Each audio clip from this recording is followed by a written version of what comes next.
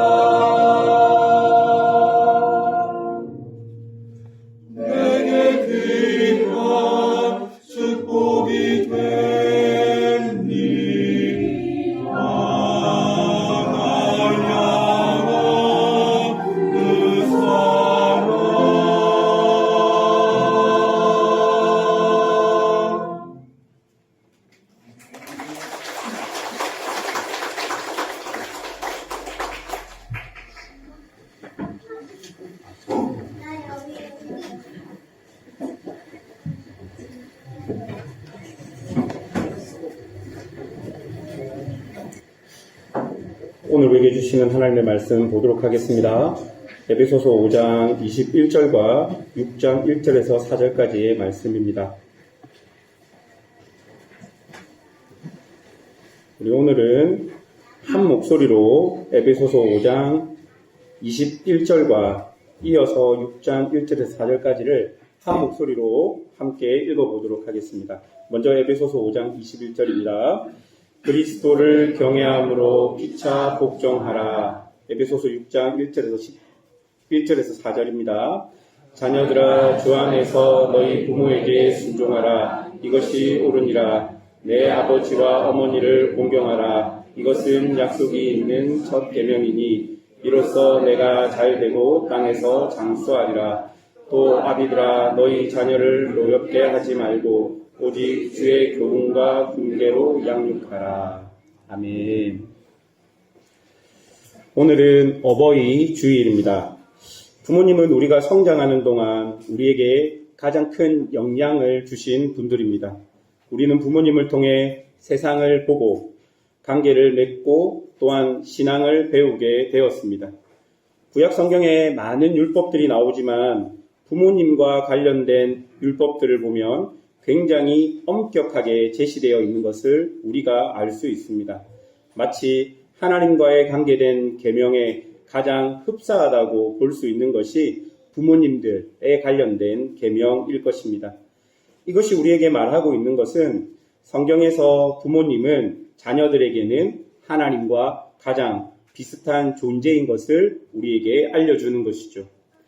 그러므로 하나님께서 우리에게 부모님을 허락하신 것은 그분들의 삶과 그분들의 존재 안에서 우리가 배우고 느껴야 할 부분이 있었기 때문이라고 볼 수 있는 것입니다.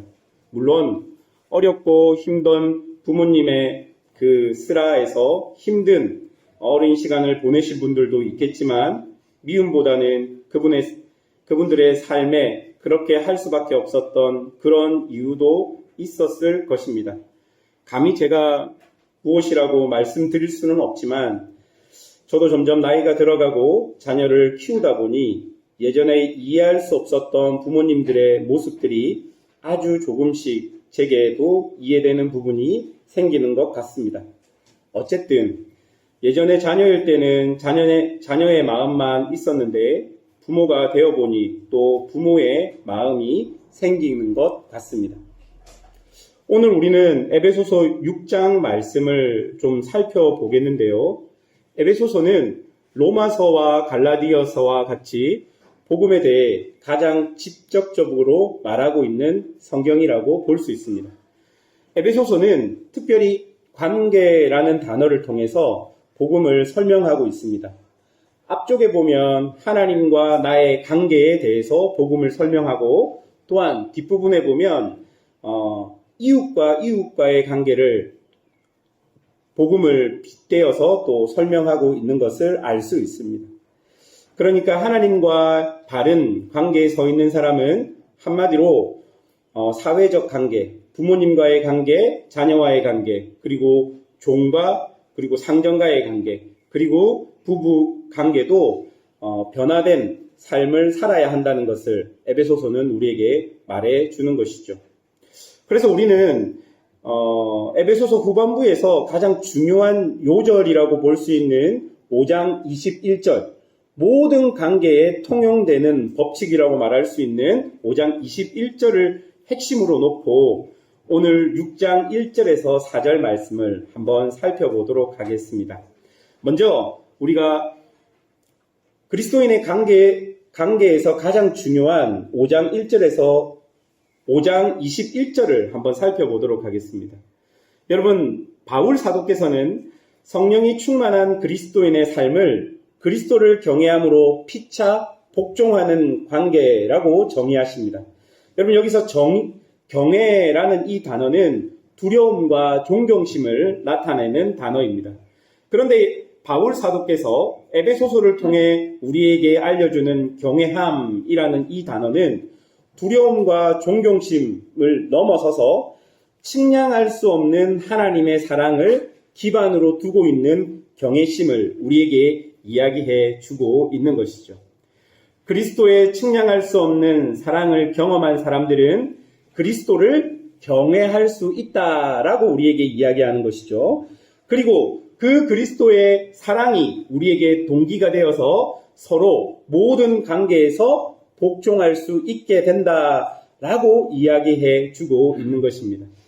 여러분, 지금 이 시대가 아닌 그 시대, 바울이 살았던 시대의 관점으로 보면 서로 복종하라라는 이 명령은 사회의 모든 문화와 관습 등을 뛰어넘는 굉장히 개혁적이고 혁명적인 명령이었습니다. 우리가 알다시피 그 시대는 엄격한 계급 사회였고 남존 여비 사상과 아무렇지 않게 계급 안에서의 모든 사회적인 관계가 형성되어 있는 사회였기 때문입니다. 그리고 여러분, 그 시대에 복종이라는 이 단어는 계층의 사다리 위에 가장 높이 있는 남자와 성인과 자유인에게만 주어지는 단어였습니다.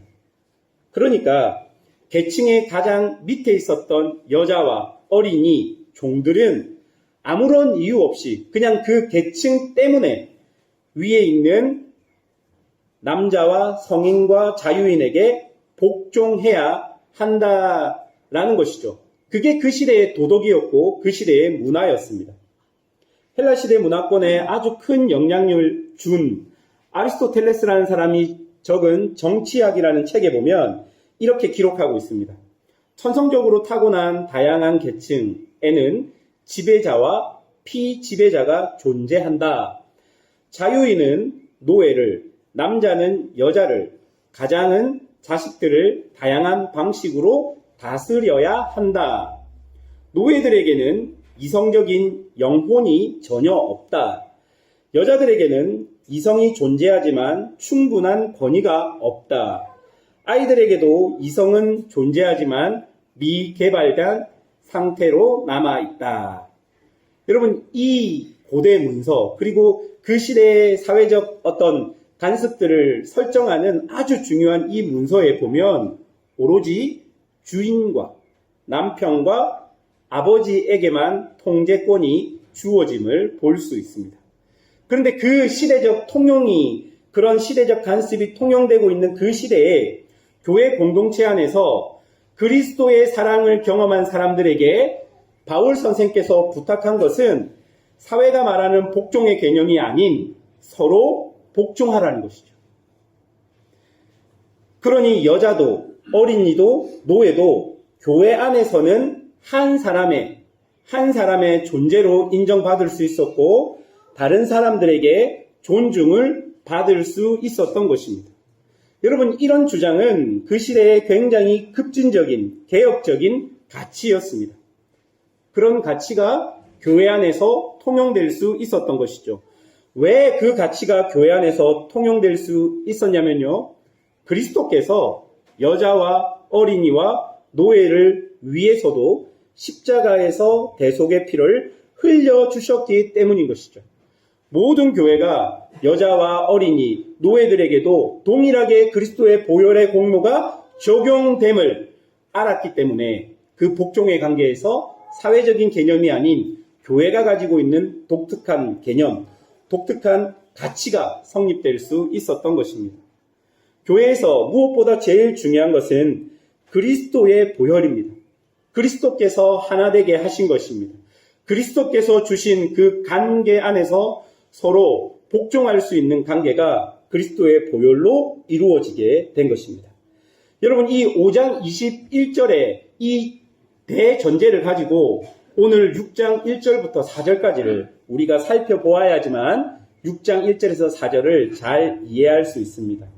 두 번째로 우리가 살펴볼 것은 바울 선생께서 자녀들에게 명령하는 것입니다. 오늘 본문 6장 1절을 한번 보십시오. 6장 1절 다 같이 한번 읽어보겠습니다.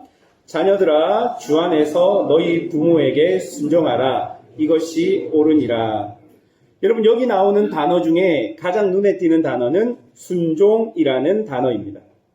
우리가 처음 살펴보았던 복종이라는 단어와는 비슷한 단어이지만 구체적인 뜻을 살펴보면 복종은 마음과 태도의 문제이라면 순종은 구체적인 행동과 실천의 문제인 것이죠. 그러니까 복종이라는 단어는 자신을 낮추는 의미가 있고 순종이라는 단어는 명령을 귀 기울여 듣는 의미가 있는 것입니다. 여러분, 자녀들에게 부모에게 복종하라가 아니라 순종하라라고 말하고 있는 이유는 이미 5장 21절에서 서로 복종하라라고 말했기 때문입니다.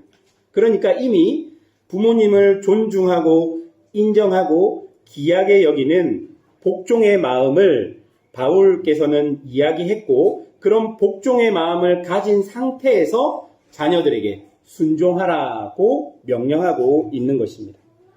여러분, 이것이 어떻게 나타나져 있냐면 1절 처음에 보시면요. 순종하라고 말할 때 어떻게 순종하라고 합니까? 주 안에서 순종하라라고 표현되어 있습니다. 여러분, 이 1절에 주 안에서라는 이 단어 안에 에베소서 5장 21절이 요약해서 그렇게 표현하고 있는 것이죠. 여러분, 그렇다면 순종의 가장 큰 의미는 무엇이겠습니까? 순종한다고 했을 때 가장 중요한 행동은 무엇이겠습니까? 바로 듣는 행동입니다. 자녀로서 우리가 부모님에게 가장 먼저 해야 할 일은 부모님의 말씀을 귀 기울여 듣는 것입니다. 그리고 이런 듣는 행동은 하나님께서 당신의 백성 이스라엘에게도 가장 중요하게 여기신 행동입니다. 신명기 6장 4절을 보면 이렇게 기록합니다. 이스라엘아 들으라 라고 이야기합니다. 이 구절이 그 유명한 쉐마 이스라엘이라는 구절입니다. 또한 많은 성경 구절에 보아도 하나님께서는 당신의 백성들에게 하나님의 말씀을 귀 기울여 들을 것을 요구합니다. 여러분, 이로써 우리가 알 수 있는 것은 무엇입니까?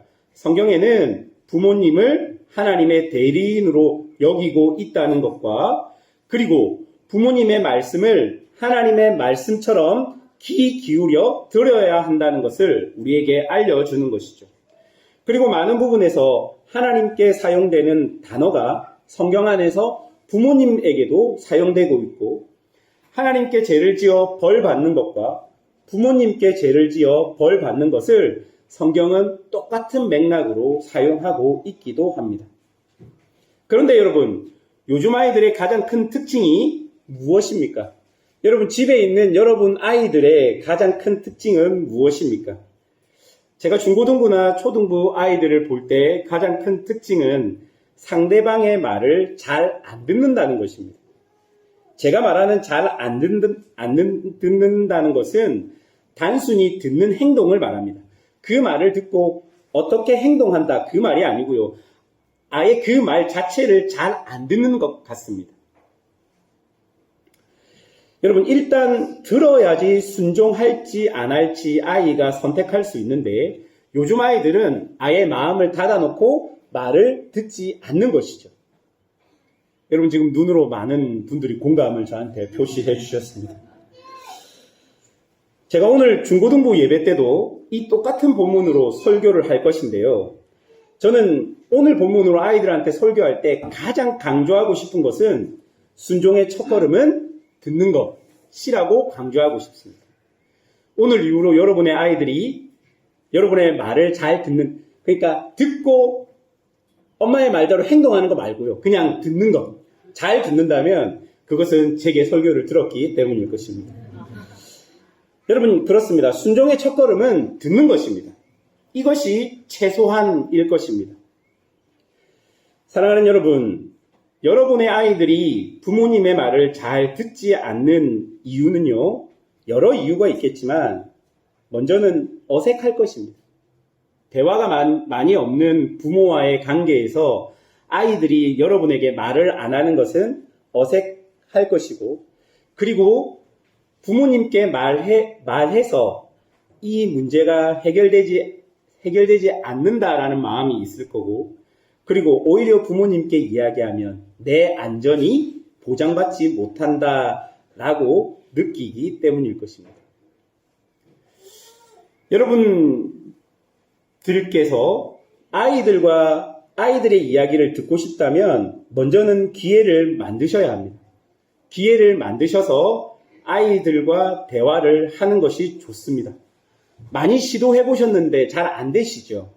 잘 안 되는 이유는 잘 안 된다고 포기하셨기 때문입니다. 어렵지만 반복적으로 지속적으로 꾸준히 아이들과 이야기를 하기 시작한다면 아이들도 쉽지는 않지만 자연스럽게 받아들일 것입니다. 또한 아이들이 여러분과 대화할 때 부모님들이 아이들과 대화하는데 가장 아쉬운 것은 아이들의 말과 행동 등등을 평가하는 것입니다. 물론 평가하고 잘못을 지적할 때가 있어야 합니다. 그런데 여러분, 혹시 아이들이 여러분에게 먼저 다가와서 자신의 이야기를 했다고 생각해 보십시오. 그때는 대부분의 아이들은 부모님에게 평가받기 위해서 그것을 말하는 것이 아니라 보통은 같은 편이 되어달라고 말하는 것이죠. 그런데 이런 이야기가 막 아이가 여러분에게 찾아와서 그 이야기를 했는데 엄마의 반응, 제일 안 좋은 반응이 무엇인 줄 아십니까? 엄마가 생각할 때는 엄마가 생각할 때는 그 뒤에 네가 잘못했네. 네. 여러분 안 이러는 것 같은데 보통 그렇습니다. 보통 아이는 엄마에게 다가가서 안전함을 좀 이렇게 받고 싶은데 부모님들은 판단자가 되어서 잘 했는지 못했는지를 평가하잖아요. 저도 보통 그렇습니다. 근데 아이들이 이것을 굉장히 싫어하고 또 그런 일들이 반복되면 아이들이 부모님 앞에서는 입을 닫게 되는 것이죠. 그런데 여러분, 우리가 분명히 아는 것은 아이가 자신이 잘못했을 때 자신의 잘못을 모르지 않는다는 것입니다. 자신의 잘못을 모르지 않는데 엄마한테 와서 아빠한테 와서 이걸 이야기하는 이유는 무엇일까요? 사람은요, 자기 잘못을 인정하기 굉장히 힘듭니다. 자기의 잘못을 인정하기 위해서는 나를 지지하는 분들이 계셔야지 자기의 잘못을 인정할 수 있는데 엄마한테 자기의 잘못을 이야기한다는 것은 엄마가 지지를 해주면 내가 그 잘못을 친구에게나 선생님에게 가서 인정하겠다라는 또 다른 표시입니다. 그런데 거기서 평가를 하니 아이들이 자기의 잘못을 인정하기가 두려운 것이죠. 부모님은 하나님의 대리인입니다. 여러분, 하나님은 자비하시고 인자하시고 노하기를 더디하십니다. 그리고 눈동자처럼 당신의 자녀들을 사랑합니다. 사실 그 어떤 존재보다 사랑이 넘치시는 분이 하나님이십니다. 그런데 하나님은 그런 하나님과 가장 비슷하고 가장 똑같은 존재를 누구라고 이야기하냐면요, 부모님이라고 이야기하는 것이죠. 그러니 부모님들은 자비하셔야 됩니다. 인자하셔야 됩니다. 노하기를 더디하셔야 합니다. 그리고 눈동자처럼 자신의 자녀들을 사랑해야 합니다. 그것이 성경에서 자녀들에게 또는 우리 부모님에게 요구하는 것입니다. 부모님께 순종하라고 성경이 말하면서 저는 오늘 중고등부 아이들한테 가서는 순종하라고 강조할 것입니다. 근데 여기 많이 앉아 계신 부모님에게는 아이들이 순종할 수 있는 형평과 여건들을 좀 만들어 주라고 그렇게 하나님의 말씀에 근거해서 여러분에게 말하고 싶었던 것입니다. 세 번째로 우리가 살펴볼 것은 부모에게 주는 또 다른 교훈입니다. 4절을 한번 읽어보실까요? 4절입니다. 다 같이 한번 읽어보겠습니다. 4절입니다. 또 아비들아 너희 자녀를 노엽게 하지 말고 오직 주의 교훈과 훈계로 양육하라. 여러분, 이 구절에서 우리가 깊이 생각해 보아야 할 단어는 노엽게 하지 말라라는 단어입니다. 여러분, 원래 이 단어는요, 아버지들에게 사용하는 단어가 아닙니다. 이 단어는 자녀들에게 사용되는 단어입니다. 왜냐하면 그 시대 관점으로 보면 아버지들에게는 자녀들에 대한 모든 권한과 책임을 이미 주었기 때문입니다. 그러니 그 사회적 관점으로 보면 아버지들이 자녀들에게 노하게 하는 것이 전혀 문제되지 않습니다. 도덕적으로나 양심적으로나 아무런 문제가 되지 않았던 것이죠. 그러니 그 시대 관점으로 보면 노엽게 하지 말고라는 이 단어는 자녀들에게 사용되어야 합니다. 자녀들아, 너희 아버지를 노엽게 하지 말라. 이 문장이 그 시대의 평범한 보통적인 문장이었다면 오늘 바울은 다르게 이야기합니다. 아비들아, 자녀들을 노엽게 하지 말라 라고 이야기하는 것이죠. 이 말은요, 자녀들을 하나의 인격체로 존중하라 라는 의미를 포함하고 있습니다. 하나의 자녀들을 이성적인 존재로 인정하라는 것이죠. 그리고 그렇게 이성적인 존재로 인정한다는 것은 아버지들에게 주어진 권한을 악용하지 말고 자녀들에게 새로운 가치, 그러니까 서로 복종하는 관계 안에서 합당하게 대하라 라고 교훈하고 있는 것입니다. 그리고 그런 마음으로 어떻게 해야 합니까? 주의 교훈과 훈계로 양육하라 라고 말하고 있는 것이죠. 여러분, 여기서 주의 교훈 할 때 이 교훈은 훈련을 이야기합니다. 그리고 훈계는 옳은 행동은 격려하고 나쁜 행동은 경고하라는 말입니다. 이렇게 양육하라는 것이죠. 그리고 이 양육이라는 단어 안에 가장 강조되어서 표현하고 있는 말은 책임입니다. 그러니까 자녀들을 뭐 하라는 거죠? 책임지라는 겁니다. 어디에서 책임지라는 겁니까? 영적인 부분에서, 정신적인 부분에서, 물질적인 부분에서 자녀들의 모든 것들을 부모가 책임지라라고 이야기하는 것이죠. 언제까지요? 자녀가 성숙한 어른이 되기까지. 자녀들에 대한 모든 책임을 하나님께서 여러분에게 준 것입니다. 그 말이 오늘 주의 교훈과 훈계로 양육하라라는 이 문장의 의미일 것입니다. 사랑하는 여러분 자녀로 있는 것이 편합니까? 부모로 있는 것이 편합니까? 여러분 어떻습니까? 예. 너무 마음에 있는 말씀, 크게 말씀하셨어요. 예. 저도 말씀을 준비하면서 느낀 것은, 그리고 부모와 자녀에 대해서 관련된 성경 구절을 찾아보면서 제가 느낀 것은, 부모가 훨씬 더 어렵고 훨씬 더 힘든 것을 저도 느끼고 알 수 있었습니다. 그런데 하나님은 우리를 부모가 되게 하셨습니다. 어렵고 힘든 자리에 우리를 세우신 것이죠. 왜일까요? 우리가 이 부모의 역할을 통해서 내가 더욱더 내가 될 수 있기 때문입니다. 내가 이 부모의 역할을 통해서 더욱더 하나님이 원래 나에게 주셨던 그런 의미의 내가, 자아가 될 수 있다는 것입니다. 여러분, 저는 저의 둘째 아이를 보면 깜짝 놀랄 때가 많습니다. 왜냐하면 하는 행동이 제가 어렸을 때와의 모습과 너무 똑같기 때문입니다. 그런 행동을 보면서 그때 그 모습과 행동을 보고 계셨던 저의 부모님도 저처럼 지금 이런 마음이었을까라는 생각을 간혹 하게 됩니다. 그리고 저는 저의 큰아이를 보면 저의 큰아이 안에 있는 진지함을 많이 보게 됩니다. 그것을 보면 또 이 아이 존재 안에 하나님이 계심을 보게 됩니다. 매일 그렇지는 않습니다. 매일 그렇지는 않지만 아이들을 보면서 그 안에 계신 하나님을 보게 되는 것이죠. 그리고 그런 아이들의 모습 안에 있는 나의 모습을 보게 됩니다. 그리고 내 모습도 저랬구나. 지금도 내 안에 저런 모습이 있구나. 그런 모습을 보면서 나의 모습들을 다시 한 번 더 보게 되는 것이죠.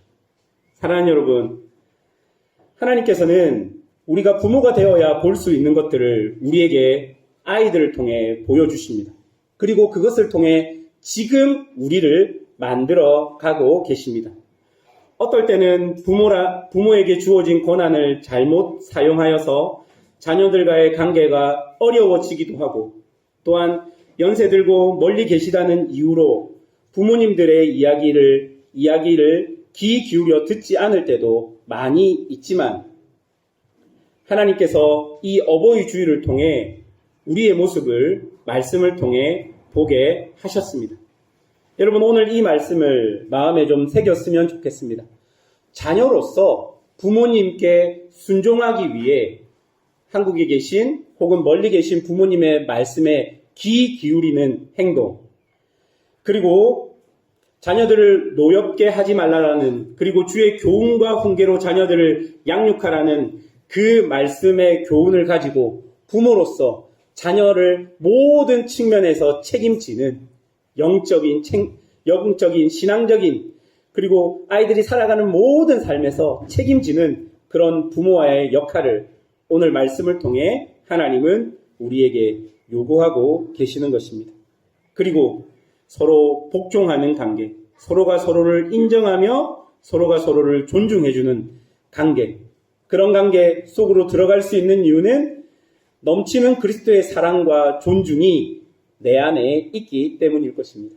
이 말씀을 가지고 오늘도 하나님 앞에서 정결한 하나님의 백성으로 살아가는 성도들이 되시기를 주님의 이름으로 축원합니다. 기도하겠습니다.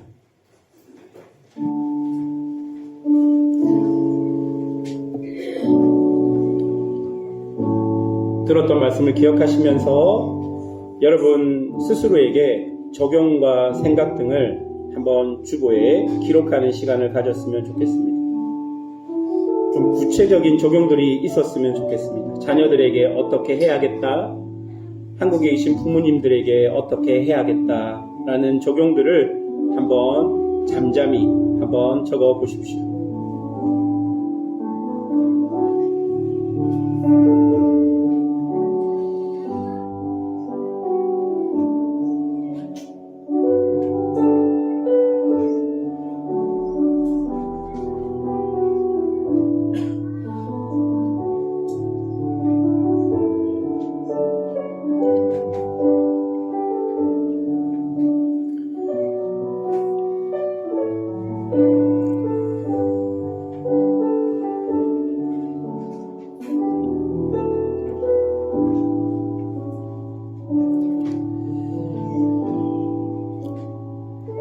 사랑하는 주님, 우리에게 사랑하는 부모님을 주심을 감사합니다.